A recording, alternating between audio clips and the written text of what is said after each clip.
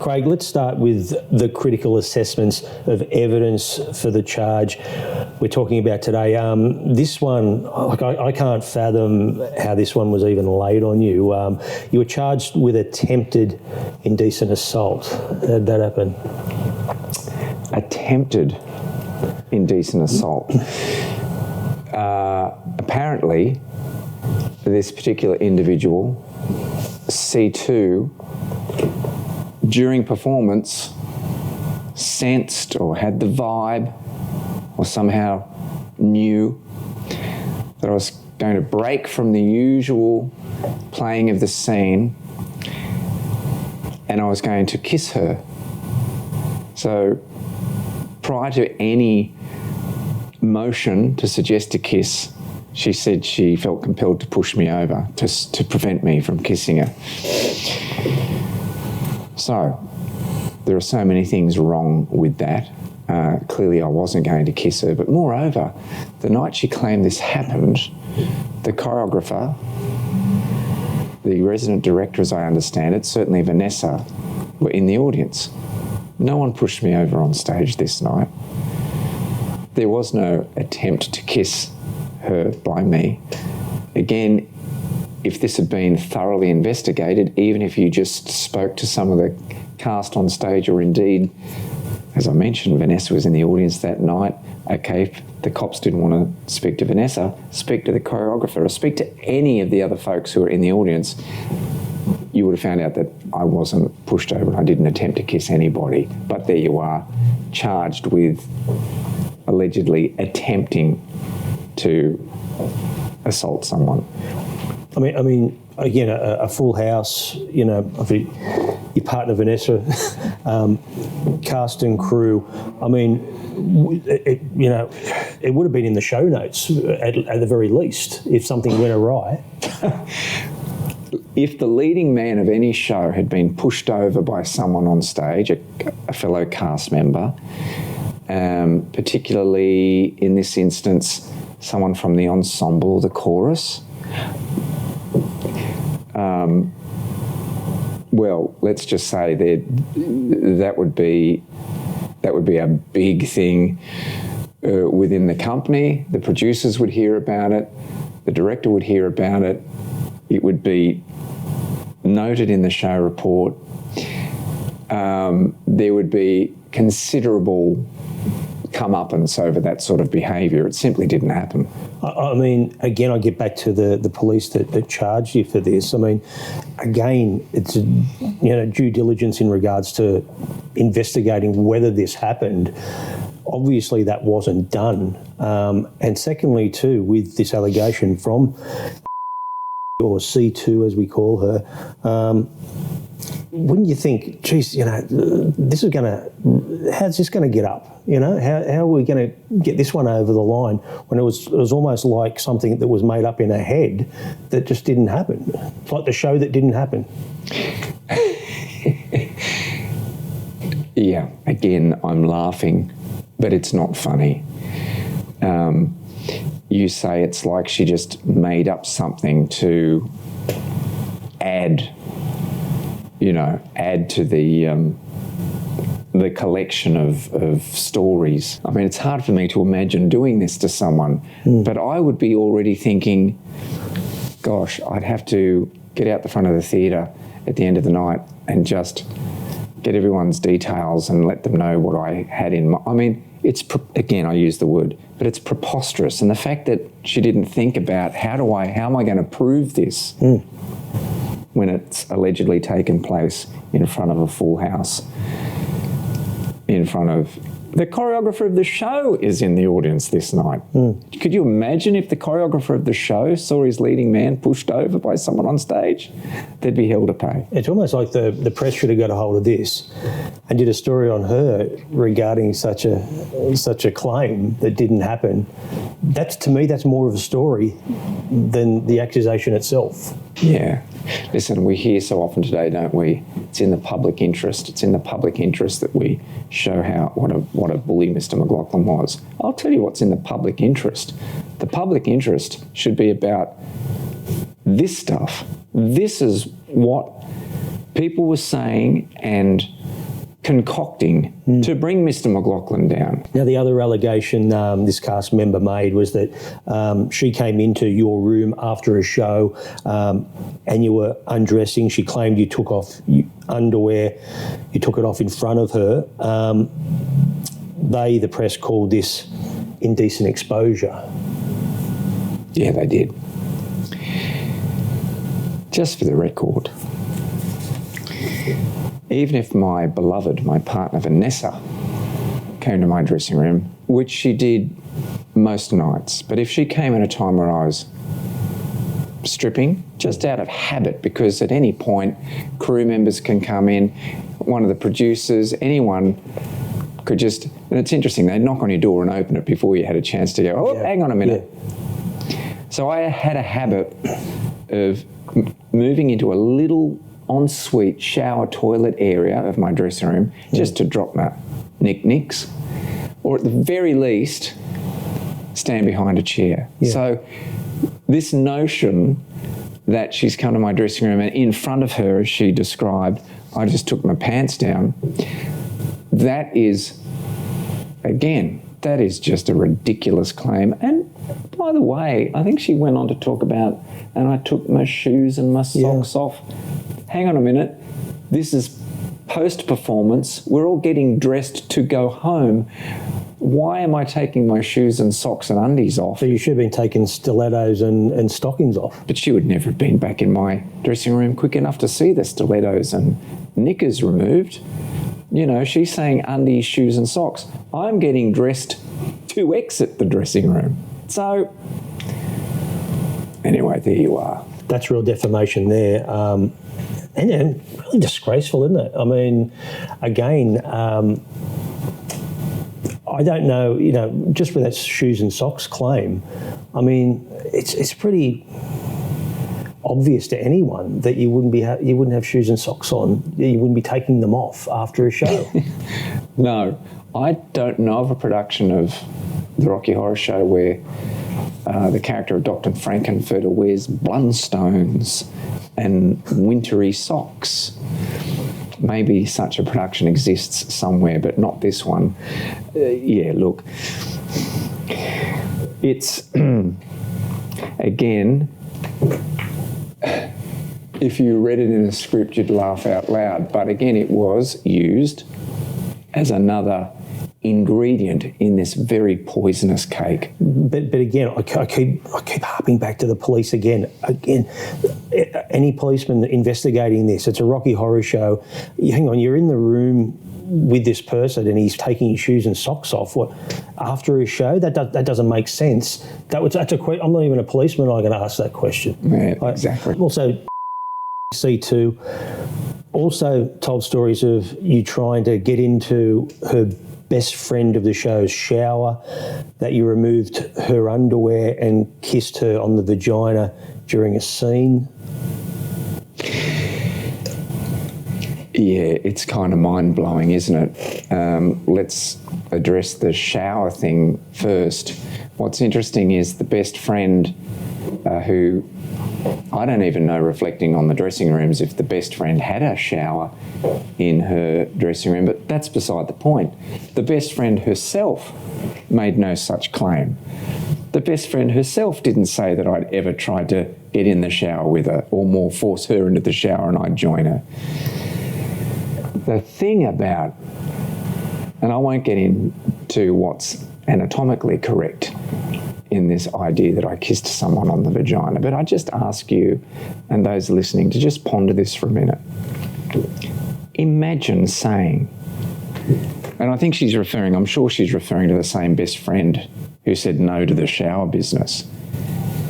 Fancy saying that on multiple occasions, I would routinely pull down this person's knickers at the bottom half of her costume while we're performing a scene together, and on at least one occasion I managed to get the bottom half of the costume and kiss her on the vagina.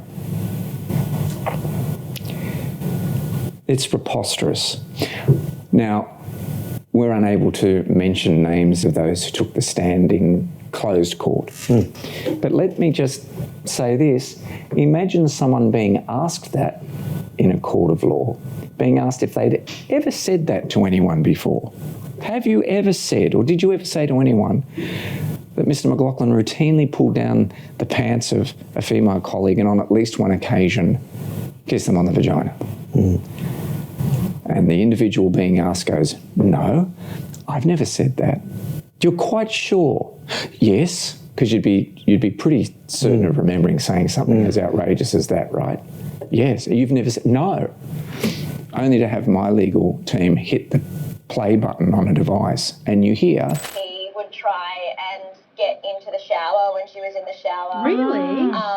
Yeah, she told me that whenever we went on for one of our understudy roles, we got taken out of our dressing room and put into a dressing room on our own. And by the time we got to Melbourne, in Melbourne there were no locks on the bathroom doors in the dressing room, so he would go into her dressing room, which was actually dressing room, and he tried to open the door while she was in the shower, and she had to physically hold it shut. And it became like a game for him, and he was like, come on, let me in, trying to get it to let him in. She was like, no, but she was naked and wet and just holding the door shut. Oh, God. He would take her underwear off in the bedroom scene. He would grope her.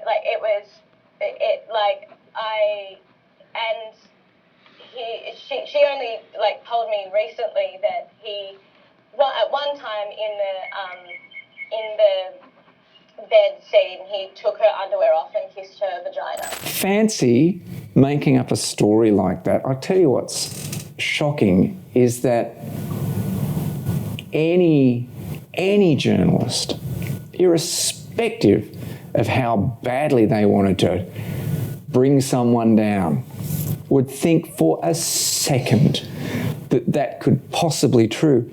And let's just mention the person C2 claims I kissed on the boo-boo said no such thing ever happened. Anything like that ever happened? No, absolutely not. What do you say about that? That's ridiculous. And again, this is what I faced every day in court. But again, brave and honest though. Yeah, but that's the thing. It's almost like we're on a loop here, just like Belinda Wallington loves to say, these women were brave and honest. Again, the police of, even the bit with the showers, coming into a shower, wouldn't you ask the person that was in the shower, did this happen? We wait for it to get played out in court for it to be proved wrong. Wouldn't you though? Wouldn't you? It's a plain lie. She was caught out being a liar in court again, with no repercussions. No. And what's so difficult? And look, everything about this is so hard for me to reconcile, because on the one hand, I have such great memories of the show and the people I worked with, so much so that I suggested we all come back and do it together again as a complete ensemble. And on the other hand, these sorts of ruinous fabrications completely destroyed my life. So I'm wrestling all the time with it. But Michael, you're right. Why wasn't it thoroughly investigated by the professionals? Again, the police, there were so many tapes they could have looked at. They could have went over it with a fine-tooth comb. And it just seems like they just didn't even bother to even go there. No. Does it make you feel like there was more to it? Are we talking about the police trying to be favourable to a #MeToo movement? Or do you think that the police were worried about, if they didn't lay charges, they would be worried about the press doing a story on their ineptness of not doing that? I think there was genuine complexity around that time. I believe there were political influences that also caused further complexity. I also know that the police were bombarded by certain media players, shall we say. So I think it was just a bubbling cauldron that was close to simmering over the top. And I think in retrospect, some people might regret the decisions they made. I shared the story with you in one of our previous chats about that Victorian uniformed copper who came up to me on the street. And I don't think he's the only one. Yeah. Certainly from correspondence I've received from, decent coppers. So I think you're right, Michael. Investigative journalists do talk to police to get these stories out. So there's no doubt that there would have been some interaction there. Definitely. Which, again, the fact that the press have already put their heads on the chopping block to do the story, it's almost like, hey guys, you got to, we scratch your back, you scratch ours, you've got to do something here. Yeah, no, spot on. When you were charged with attempted indecent assault, there was no particulars. Pretty hard to prepare for something you don't even know what the fuck it is. I couldn't have said that better myself, Michael. No, how do you? What is it? What's being alleged to have happened? Is it like they're trying to back you into a corner? It could have been anything. It could have been anything. It could have been anything. But you could imagine, though, finding out that it is because someone sensed or thought or had convinced themselves that he was going to kiss me. Well, it's like someone walking up to someone in the street with a hammer and the person says, I want this guy charged for attempted assault. Well, why is that? Well, I think he was going to hit me with the hammer. Well, how do you know that? Yeah, exactly. And the truth is he's just a maintenance guy who's been called to fix the door on the shop just down the road. It's like in the podcast, it had a quote of Judge Conlon saying that prosecutors have a duty to the community not to bring persons to trial on suspect evidence. But that didn't seem to happen. So I suppose that in a way it's almost like you get charged on speculation. And that's alarming, isn't it? That's worrying for every Australian. Do you feel it was about laying as many charges as possible, just in the hope they could get one, just that they could jag one? Let's layer it up. Let's lay it on thick. Absolutely. I'm in no doubt about that. Michael, even if there was an actor I really passionately felt should be in the show, I didn't have any sway over casting decisions. In fact, I won't mention the actor's name, but there's a gal I'd known for decades who was desperate to be a part of the 2017-18 production. And I let the producers know that she was really up for it. They just didn't see her in the role. There was nothing I could do about it. The fact that C2 wanted to come back and do the show with me in it, well, that speaks volumes, doesn't it? When she and a best mate spoke about re-auditioning, the worst all they could say about me being in the show is, oh, boring. But I don't really want to audition because he's so scary or because I don't want to be bullied again. You know, Michael, the fact that she would believe that I would thwart her attempt to get recast in the show, that she would come out and say to a mutual friend of both of ours, he said she was positively furious, that she was foaming at the mouth, or frothing, I think might have been the word he used. That I know it was him. I'm paraphrasing his, but I know it was him. And he was saying, him who? And she's saying, Craig, I know I didn't get the role because of him. You know, he's going to be sorry, words to those effect. He's fucked with the wrong person here. And my friend's going, this is Craig we're talking about. Why do you think he would do that? He wouldn't do that. And the bottom line is, he has no say. He can't determine whether I get re-employed, but she was having none of it. Yeah. She wouldn't listen to this reasonable, lovely mutual friend of ours who had been in the 214 and 15 show. She wouldn't hear of it. No, I know it was him. And, you know, look how it played out.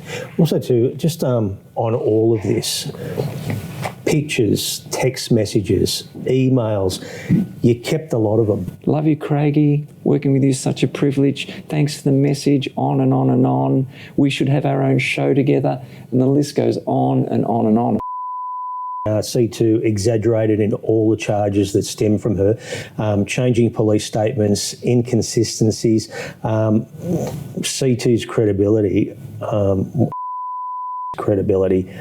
must be in the gutter after this, you'd think. I mean, who'd want to take her on? Who'd want to take someone like that on in a role knowing that this person has done that?